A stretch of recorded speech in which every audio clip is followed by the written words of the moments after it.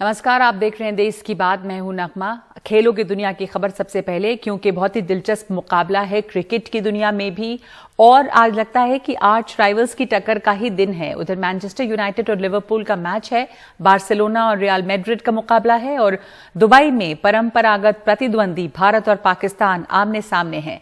भारत और पाकिस्तान के बीच इस महामुकाबले को साल का सबसे बड़ा ब्लॉकबस्टर कहा जा रहा है। भारत वर्ल्ड कप में पाकिस्तान से कभी नहीं हारा है। वनडे वर्ल्ड कप में 7-0 और T20 में 5-0 से जीत का रिकॉर्ड भारत के पक्ष में रहा है। हालांकि इस मैच के लिए दोनों टीमें एक दूसरे को कम नहीं आंक रही हैं। भारतीय कप्तान कहते हैं कि रिकॉर्ड मायने नहीं रखते, पाकिस्तान की टीम मजबूत है और टीम में कई गेम चेंजर हैं, ऐसे खिलाड़ी हैं जो गेम को बदल सकते हैं, लेकिन भारत ने तमाम पहलुओं को ध्यान में रखते हुए अपनी तैयारी पूरी की है। पाकिस्तान के कप्तान बाबर आजम कहते हैं कि रिकॉर्ड बनते हैं तो टूटते भी हैं।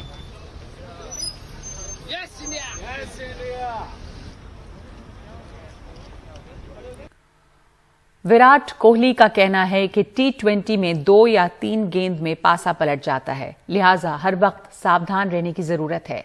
बाबर आजम गेंदबाजी को अपनी टीम की ताकत बता रहे हैं। मुझे ऐसा लगता है कि आज की क्रिकेट में 3 या 4 बॉल में पूरे गेम का मोमेंटम चेंज हो जाता है T20 क्रिकेट में।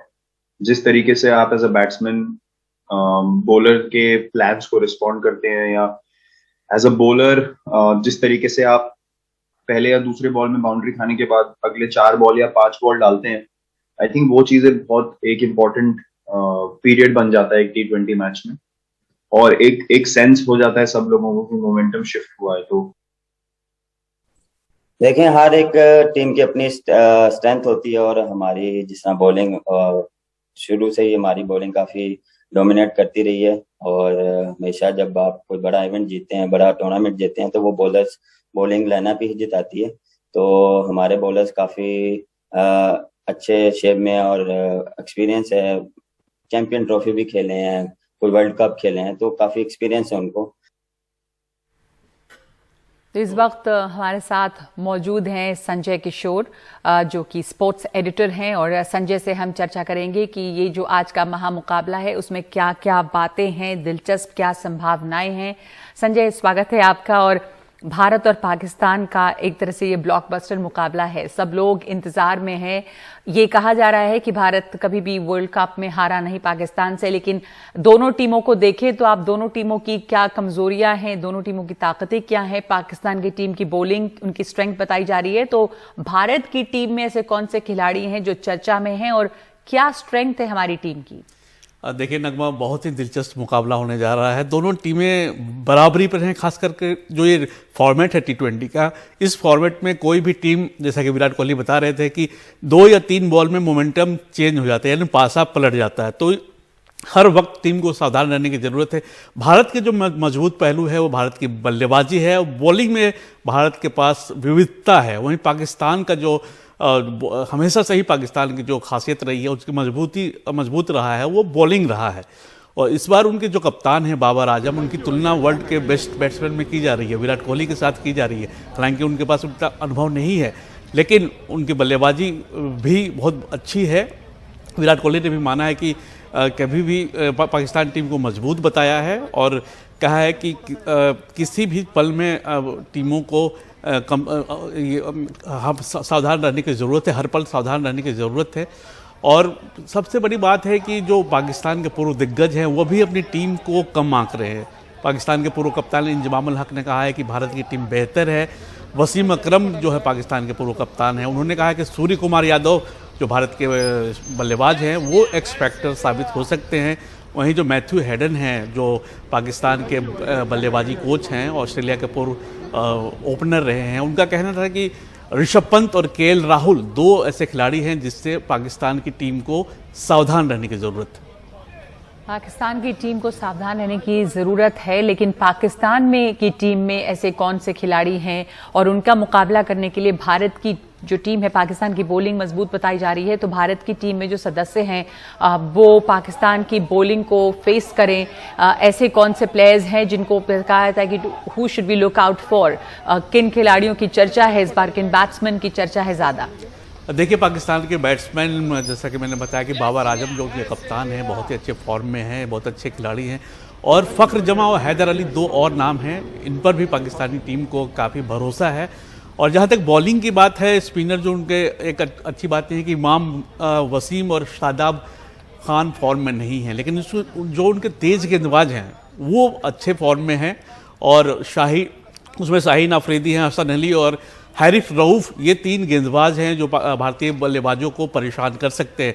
लेकिन भारतीय टीम के साथ फ़ायदा ये है कि भारतीय टीम ने ज़्यादा मैच खेले हैं, लगातार क्रिकेट खेल रही है भारतीय टीम। वहीं पाकिस्तान की टीम, आपको याद होगा कि न्यूजीलैंड ने पाकिस्तान का दौरा रद्द कर दिया था पहले वनडे के ठीक 1 घंटे पहले। उसके बाद इंग्लैंड की टीम ने भी वहाँ का दौरा रद्द कर दिया। लेकिन यूएई जो है होम ग्राउंड रहा है पाकिस्तान का पिछले कुछ वर्षों से, क्योंकि जो भी मैचेज होते हैं बायलैटरल सीरीज जो पाकिस्तान वहीं पर खेलती है। तो भारत ने आईपीएल खेला है यूएई में, और पाकिस्तान का तो होम ग्राउंड ही है यूएई। तो दोनों टीमें बराबरी पर हैं, और T20 फॉर्मेट में तो फिर कुछ कहा नहीं जा सकता। बिल्कुल, T20 फॉर्मेट में कहा नहीं जा सकता। पाकिस्तान के एक तरह से होम ग्राउंड है, यूएई का जो ग्राउंड है। लेकिन ये ज़रूर है कि पाकिस्तान की टीम जो है एक ब्रेक के बाद खेल रही है, उसके मुकाबले कुछ कैंसिल हुए हैं। भारत की टीम लगातार खेल रही है। संजय, धन्यवाद आपका। इस महामुकाबले पर सबकी नज़र है, और आज की शाम जो है इस भारत पाकिस्तान मैच में ही सारे लोग टिके रहेंगे, जुड़े रहेंगे। इस वक्त एक ब्रेक ले रहे हैं हम देश की बात में।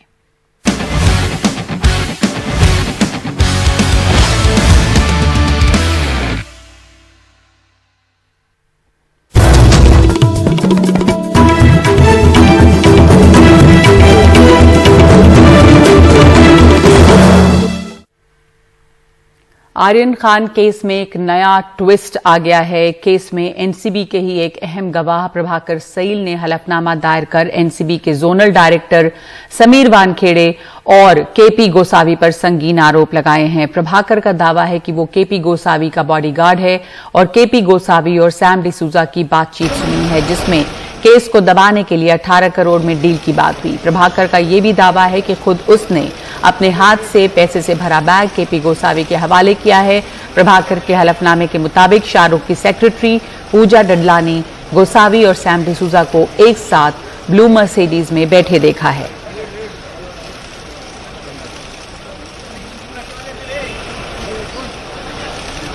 आणि अचानक त्या गाडीच्या मागे एक निळ्या कलरची मर्सिडीज आली। मी बघितलं जाऊन तर त्या गाडीमध्ये एसआरकेची जी मॅनेजर होती ती बसलेली। मग ह्या तिघांमध्ये मीटिंग झाले आणि त्याच्यामध्ये काय झालं ते त्यावेळेला मला कळलं नाही। तर मग गाडीमधून परत त्यांनी फोन केला की 25चा बॉन्ड टाक, लास्ट 18ला कर, कारण की 8 समीर वानखेडे साहेबांना जाणार आहे आणि 10 आपल्याला वाटून घ्यायचं। एवढं मी त्यांचं फोनवरचं संभाषण ऐकलं। खबरें आ रही हैं एनसीबी के क्लोज मामले के केस में 1 नंबर का जो उनका पंच है, उसने जिस तरह से बयान दिए हैं, हमें लगता है इससे चौंकाने वाली चीजों के खुलासे हो रहे हैं। हम पहले दिन से कह रहे थे कि समीर वानखेड़े जब से इस विभाग में आए, उन्होंने फिल्म इंडस्ट्री को टारगेट किया। महाराष्ट्र की सरकार को बदनाम करने का उद्देश्य था। फिल्म इंडस्ट्री में डर पैदा हो, बड़े लोगों में शहर में डर पैदा हो और वसूली की जाए, ये पहले दिन से हम कह रहे हैं।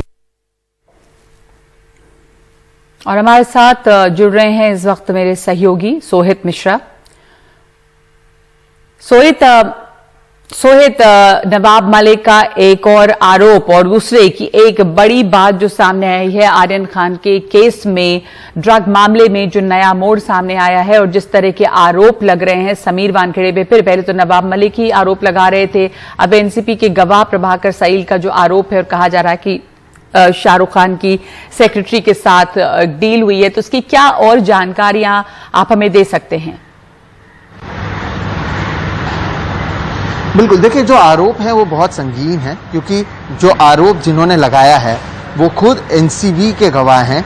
एनसीबी पर जब आरोप लगे थे, नवाब मलिक ने जब पहली बार आरोप लगाए थे और बताया था कि किस तरह से बीजेपी का कार्यकर्ता एक गवाह है और जो दूसरा गवाह है वो किरण गोसावी है, जिस पर लाखों रुपए के धोखाधड़ी का मामला दर्ज है। तब एनसीबी की ओर से जो प्रेस रिलीज दी गई थी मीडिया को, उसमें सबसे पहला नाम ही इन्हीं का था जो अब आरोप लगा रहे हैं, प्रभाकर सई का। इसके अलावा एक और जो गंभीर आरोप उन्होंने लगाई है, उनका ये कहना है कि क्योंकि वो किरण गोसावी के बॉडीगार्ड थे तो उनके कहने पर वो यहाँ पर आए थे। एनसीबी के अधिकारियों ने 10 पन्नों पर जो खाली पन्ने थे उस पर इनकी दस्तखत ली और इन्हें गवाह बनाया है। तो क्या दस्तखत खाली पन्ने पर ली गई, ये भी एक सवाल है।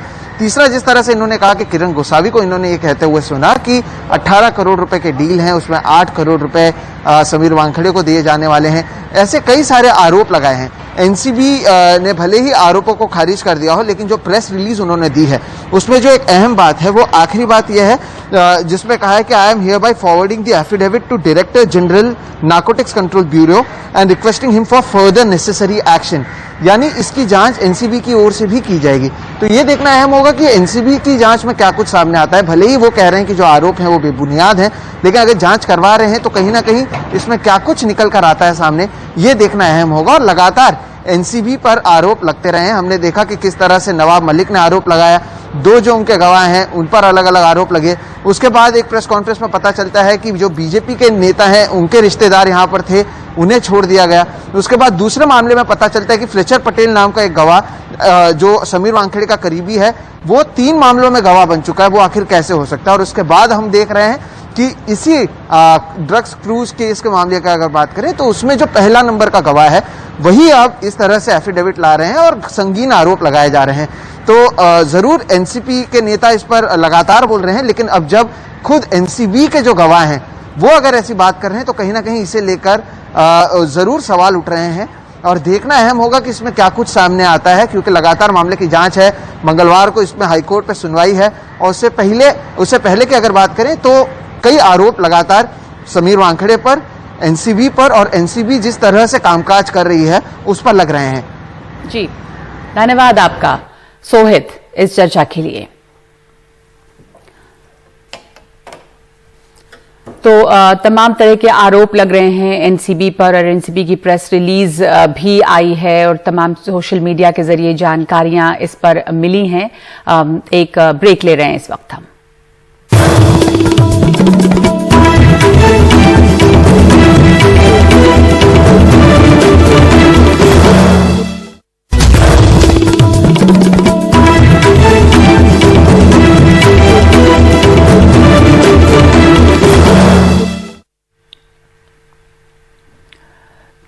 दिन के जम्मू कश्मीर दौरे के दूसरे दिन गृह मंत्री अमित शाह ने जम्मू में बीजेपी कार्यकर्ताओं से मुलाकात की। उन्होंने कहा कि कश्मीर में हालात बदल रहे हैं और वो दिन बीत गए जब यहां के युवाओं पर आतंक का साया था। उन्होंने कहा कि अब किसी को डरने की जरूरत नहीं है। इस मौके पर गृह मंत्री ने 7,000 लोगों को नियुक्ति पत्र भी दिए हैं। गृह मंत्री आज ही जम्मू से श्रीनगर लौटेंगे और उसके बाद पुलवामा जाकर शहीदों को श्रद्धांजलि देंगे।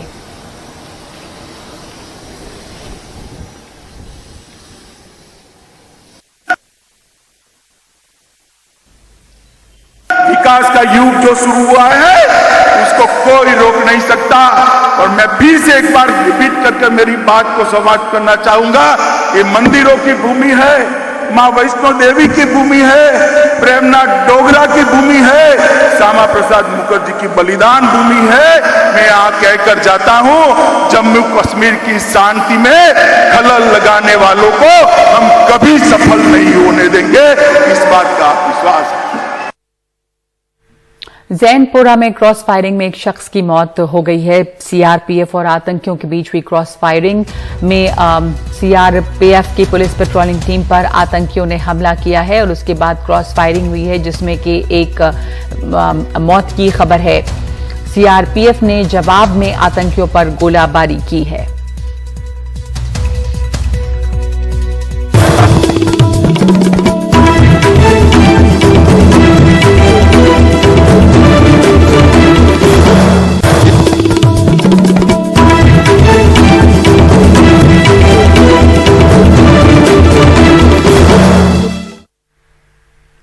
दिल्ली के रंजीत नगर इलाके में 6 साल की बच्ची से रेप के आरोपी को पुलिस ने गिरफ्तार किया है। हरियाणा के रोहतक जिले से पुलिस ने आरोपी को गिरफ्त में लिया है।